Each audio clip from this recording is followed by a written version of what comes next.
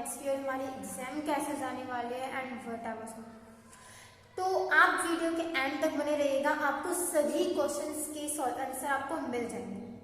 Welcome back to our channel. I am Jamini Gupta and right now I am here to say about my journey regarding CUET। Let's start.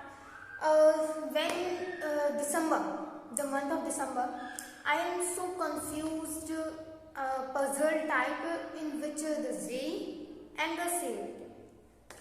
Then I decided that if I get a good college, North Campus of the Delhi University from CUET, then I don't drop. But if I'm not getting a good college, then I will go for drop and doing BTech and JEE and whatever. But unfortunately, successful, I got Miranda House. That's the #1 college according to NIRF ranking 2022. Then okay, I am happy and I got admission. Then I take admission and don't take a drop. Now, ये journey start कहाँ से हुई? देखिए, मैं बहुत ही clarity से बताना चाहूँगी कि मैंने तैयारी कैसे स्टार्ट किया, किस तरीके से कब क्या क्या करना चाहिए हमें, और फॉर्म भरना, फिर एंड तक ये सारी चीज़ें कि स्टार्ट जब मुझे पता भी नहीं था कि CUET होगा, तब से लेके सिलेक्शन तक का जितना था मैं सब बताने वाली हूँ आपको। चलिए स्टार्ट करते हैं। जस्ट लाइक देखिए, दिसंबर का मंथ था जब मैं कंफ्यूज थी JEE लूँ या BTech, जब JEE करके BTech करूँ या फिर BSc करूँ विद दिल्ली यूनिवर्सिटी। तो मैंने अपना स्टार्ट कर ली थी। उस टाइम मैंने प्रिपरेशन JEE के लिए स्टार्ट करी थी। मैंने शायद जनवरी-फरवरी तक JEE करा, बट मेरे से नहीं हो रहा था। एंड देन शायद मैंने क्विट नहीं किया होता तो मेरे को JEE में भी हो जाता, बट मैंने क्विट कर दिया, छोड़ दिया, JEE का कैंसिल कर दिया प्लान। और फिर मैंने को मार्च में जब मेरे बोर्ड एग्जाम से तो जब कंफर्म हो गया था, हाँ भाई अब 12th के नंबर नहीं लगने वाले हैं, CUET देना पड़ेगा तभी तुम्हारा एडमिशन होगा, तो मैंने अपने CUET की तैयारी स्टार्ट कर ली थी। पहले तो मेरा था कि मेरे को मतलब मैंने बोर्ड होने से पहले से ही अपनी प्रिपरेशन स्टार्ट कर रखी थी। मैंने बोर्ड होने के बाद अपनी प्रिपरेशन नहीं स्टार्ट करी, मेरी पहले से ही स्टार्ट थी, वो सीक्रेटली थी। मैंने बताया नहीं था कि मैं CUET की तैयारी कर रही हूँ, बट मैंने स्टार्ट कर ली थी काफ़ी, मतलब मार्च के महीने से। तो जब मेरा स्टार्ट हो गया था, रजिस्ट्रेशन हुआ, रजिस्ट्रेशन फीस ये सब करा, फिर मैंने अपना EWS का सर्टिफिकेट बनवाया। मैं जर्नल हूँ तो मैंने EWS का सर्टिफिकेट बनवाया, और आई थिंक ये मेरा यूजफुल रहा EWS बनवाने का। जर्नल हो तब भी आपको कोई दिक्कत नहीं है, बस थोड़ा सा हार्डवर्क लगेगा, कट ऑफ थोड़ी सी कम हो जाती है, EWS वालों की OBC के बराबर आ जाती है, इतना होता था। तो फिर मैंने EWS का सर्टिफिकेट बनवाया, रजिस्ट्रेशन करवाया, और मैंने अपनी तैयारी स्टार्ट कर दी। टाइम टेबल बनाया था प्रॉपर, एक रूम में टाइम टेबल लगाया था कि इतने घंटे ये करना है, इतने घंटे ये करना है। और मैं अपने इंग्लिश, मैथ्स और कंप्यूटर साइंस, जनरल टेस्ट, मैंने इन 4 सब्जेक्ट को बहुत अच्छे से पढ़ा था। मैंने फिजिक्स केमिस्ट्री पढ़ा ही नहीं था, और मेरे फिजिक्स, मैथ्स और कंप्यूटर साइंस के नंबर लगे, जिसमें मेरे फिजिक्स से नंबर काफ़ी कम थे, लेकिन मेरे मैथ्स और कंप्यूटर साइंस के नंबर ज़्यादा आए हैं। इस वजह से मेरा मार्क्स बैलेंस हो गया था और ओवरऑल अच्छे नंबर बन गए। तो मैंने अपनी स्टार्टिंग प्रिपरेशन मैंने मार्च से करी थी। तब मैंने करा था कि मैं BBA के लिए करूँगी शहीद सुखदेव कॉलेज से, बट उसमें पहली कट ऑफ मेरी 0 सीट्स हो गई थी, सारी कैंसिल। तो मेरा प्लान यहाँ गया, और फिर मेरे को एक्चुअली मेरी फिर जब ये सब हुआ, चलिए ठीक है, मैंने अपना मार्च में स्टार्ट कर लिया। मार्च में स्टार्ट करने के बाद मैं अपना जिस तरीके से रजिस्ट्रेशन फॉर्म मनी आउट हुए, पता चला कि चलो DU ने निकाल दिया है। तो हमने स्टार्ट CUET स्मर्थ जो वेबसाइट है उससे मैंने लॉगिन करा, अपना बनाया, फीस पेमेंट करी देन ऑल। फिर उसके बाद कुछ 15 जुलाई से एग्जाम स्टार्ट थे, लेकिन एडमिट कार्ड रिलीज नहीं हुआ था, जो कि बहुत ही बुरी बात थी। 12 जुलाई को हमारा एडमिट कार्ड रिलीज हुआ, जिसमें कई बच्चों का 15 जुलाई को एग्जाम था, वो भी 2 एग्जाम, बट मेरा तो सही था, मेरा 8 अगस्त और 10 अगस्त को पड़ा था। तो मैंने चलो ठीक है। फिर बाद में पता चला कि भाई जो मैं अगस्त में फेज 2 में उनका पेपर टफ आएगा, तो मैं बहुत नर्वस फील, एंजाइटी होने लगी थी कि क्या पता पेपर टफ तो नहीं आएगा, कहीं हमारा पेपर टफ आएगा तो हम क्या करेंगे, फिर पता नॉर्मलाइजेशन भी होगा, बट ट्रांसपेरेंसी नहीं था जो CUET का रिजल्ट था। पता ही नहीं चला कि किस तरीके से उन्होंने रैंक निकाल लिया एंड वट एवर। देन फिर मेरा 8 से 10 अगस्त एग्जाम था, लेकिन मुझे शायद 6 या 7 तारीख को पता चला कि मेरा पेपर पोस्टपोन हो गया। अब वो 22 और 23 को पता पड़ गया। अब वो भी कहाँ गया, वो नोएडा गया, जो कि मेरे घर से काफ़ी दूर था।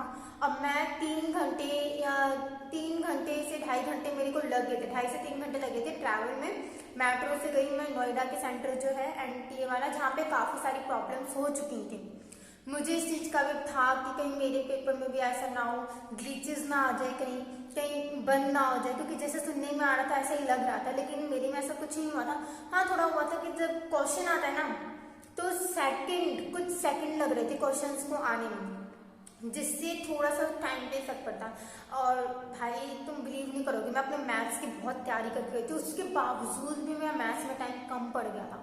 और मैं सोच रही क्या कैसे क्वेश्चन, मैंने सारे क्वेश्चंस भी नहीं पढ़ पाई थी, मैंने सारे क्वेश्चंस भी नहीं पढ़े। मैंने आई थिंक 40 में से 25 अटैम्प्ट करे थे, लेकिन 25 के 25 मैंने सही अटैम्प्ट करे थे। अब आगे तो मैं रीड ही नहीं कर पाई, मेरा टाइम, मैं सोच रही टाइम कैसे जाया जा रहा है। मैंने मॉक टेस्ट भी करेगा, इस मॉक टेस्ट लगा के जाना, क्योंकि मॉक टेस्ट लगाते हैं ना तो एक आइडिया हो जाता है कि हाँ पेपर मेरा कुछ इस तरीके में आने वाला है। और तो उससे मेरे को काफ़ी फायदा रहा था जब मैं मॉक टेस्ट करके गई थी। मेरा फिर मैथ्स का पेपर बहुत, मेरे को सबसे ज़्यादा मैथ्स में डर लगा था, लेकिन मेरे मैथ्स में 97% आए गए थे, वो मेरा मतलब अच्छा गया था यानी। और फिर उसके बाद सारे पेपर्स अच्छे गए, ठीक है पेपर हो गया था। घर पे आई, सारे बोल रहे पेपर कैसा गया, मैंने कहा पता नहीं, मुझे खुद नहीं पता, क्योंकि बाकियों का पेपर तो बाकियों ने भी दिया, उनका क्या पता मेरे से भी अच्छा क्या हो, तो मैं क्या, मैंने फिर कुछ नहीं बोला, मैंने कहा चलो ठीक है देखा जाएगा जैसा भी होगा। फिर आता है हमारा रिजल्ट, नंबर तो यार कम ही आई थी, वो अलग बात है। कट ऑफ भी हमारी ज़्यादा नहीं गई, कट ऑफ कमी थी। तो नंबर मेरे को तो लग रहा था भाई मेरे बहुत कम है, क्योंकि मैं जब यूट्यूब पे कमेंट्स देती थी, ज़्यादातर जो कॉमर्स स्टूडेंट्स और आर्ट्स स्टूडेंट्स हैं ना, उनके जो नंबर है वो ज़्यादा आए हुए थे। वहीं पे जो साइंस के स्टूडेंट्स हैं उनके नंबर कम ही आए थे। साइंस वाले को चिंता करने की जरूरत नहीं है, क्योंकि उनकी कट ऑफ कम जाती है as compare to BCom and BA program and this all. क्योंकि आर्ट्स वालों में अगर मैं पॉलिटिक्स या BCom ये सब करती ना तो नहीं हो पाता। साइंस वालों की कट ऑफ कम थी, क्योंकि साइंस वालों के नंबर भी कम आए हुए थे। भाई साइंस है, कुछ ना कुछ तो होगा ही। ठीक है, तो फिर मेरी रिजल्ट आ गया, फिर रैंक आई। तो मेरी रैंक मैंने कौन सी प्रेफरेंस भरनी थी ना, प्रेफरेंस भरने के बाद फिर रैंक आई थी। जैसे जो आपने प्रेफरेंस सब्जेक्ट भरे थे उस कोर्स की रैंक आई थी। तो मेरी जो कोर्स था वो था BSc physical science with computer science, उसमें मेरी 1000 रैंक थी, 1000। कंप्यूटर साइंस ऑनर्स में मेरी 6000 रैंक थी। BBA में भी मेरी 6000 7000 तक गई थी। अब BMS में तो मेरी 8000 चली गई थी यार, इतने कम हो गए थे। देन मुझे लगा ही नहीं कि अब फिर मेरी फर्स्ट कट ऑफ में जब मेरे को मिरांडा हाउस मिल गया तो मैंने अपग्रेड नहीं करा। अब मैंने अपग्रेड क्यों नहीं करा, रीजन है इसके पीछे भी। एक्चुअली मैंने इसलिए अपग्रेड नहीं करा था क्योंकि मैंने गार्गी कॉलेज को थोड़ा ऊपर रखा था। प्रेफरेंस में जैसे हमने भरा होगा ना उसके अकॉर्डिंग मैं चेंज नहीं कर सकती थी। एक बार अगर मैंने अपग्रेड कर दिया, अब मुझे जो कॉलेज मिल गया ना मुझे उस कॉलेज में एडमिशन लेना पड़ेगा, मैं कुछ और नहीं कर सकती थी। और फिर मेरी मिरांडा हाउस के ऊपर मैंने गार्गी कॉलेज रखा था और एक और था आत्माराम सनातन था। अगर वो मुझे मिल जाता, वो साउथ के कॉलेज है, वो मेरे घर से काफ़ी दूर जाते। नॉर्थ वैसे भी ये नॉर्थ कैंपस है मेरे घर से दूरी है, मुझे 2 घंटा लगता है जाने में, ट्रैवल में 2 घंटा लगता है मुझे आने में अपने घर, क्योंकि मैं दिल्ली में ही रहती हूँ तो मैं रोज़ ट्रैवल करके ही जाती हूँ और वहाँ से आती हूँ। और फिर मैंने सोचा काफ़ी सारी चीज़ें अच्छी चीज़ें मतलब मैं आपको बताने के लिए कि बोर्ड के साथ कैसे तैयारी करी, क्योंकि मैंने अपनी तैयारी बोर्ड के साथ ही करी थी। मैंने बाद में नहीं करी है, मैंने बोर्ड के साथ से ही स्टार्ट कर दी थी अपनी तैयारी करना। और यूट्यूब चैनल भाई सेलेक्ट कर लो अच्छे से, क्योंकि यूट्यूब से ऐसे नहीं कि तुम कुछ भी कहीं से भी देख लो यार, एक को फॉलो करना पड़ेगा बिल्कुल अच्छे तरीके से।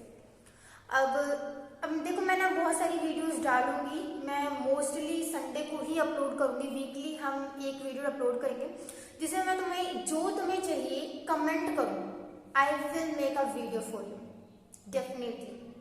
ये जो मैं वीडियो लाइव में एक्सपीरियंस कैसा रहा था CUET का, वो भी एक मतलब हमारी junior, you all are my juniors, तो उन्होंने मुझे कमेंट करके कहा कि दी आप ये भी बता दीजिए कि आपका जर्नी कैसा रहा था सीयूईटी के एग्ज़ाम रजिस्ट्रेशन, फिर किस तरीके से आपने पेपर देने गए, क्या क्या था वहाँ पे, और फिर उसके आगे मैं तो पेपर बहुत आराम से दे के आई थी, मेरे को कोई दिक्कत नहीं हुई थी। मैं अकेले ही गई थी और मैं अभी भी अकेले, मैं हर जगह अकेले ही जाती हूँ।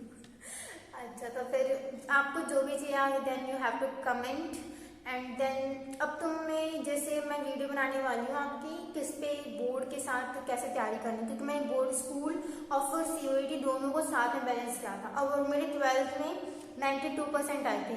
ये मत सोचना कि मेरे 12th में नंबर कम आए होंगे, मैंने सीयूईटी तैयारी करी, ऐसा कुछ नहीं है। तुम बोर्ड के साथ तैयारी करो अपने सीयूईटी की, तुम्हारे नंबर 12th में भी बहुत अच्छे आएंगे और तुम्हारा सीयूईटी भी बहुत अच्छा जाएगा। तो मेरे 12th में भी 92% थे साइंस स्ट्रीम से और पीसीएम से, एंड देन मेरे सीयूईटी में भी अच्छा गया था। एंड देन फिर उसके बाद अब मैं फर्स्ट थिंग तो इस पर वीडियो बनाऊंगी कि अपनी, सेकंड में आपको बनाने वाली हूँ कि आपको यूट्यूब चैनल कौन सा रिकमेंड करना चाहिए। और मेरी फ्रेशर पार्टी की भी डेट आ चुकी है, तो हम फ्रेशर पार्टी भी करेंगे जल्दी, उसकी वीडियोस अपलोड करेंगे। तो ये सारी नोटिफिकेशंस पाने के लिए चैनल को सब्सक्राइब करिएगा, like share and also thanks for watching.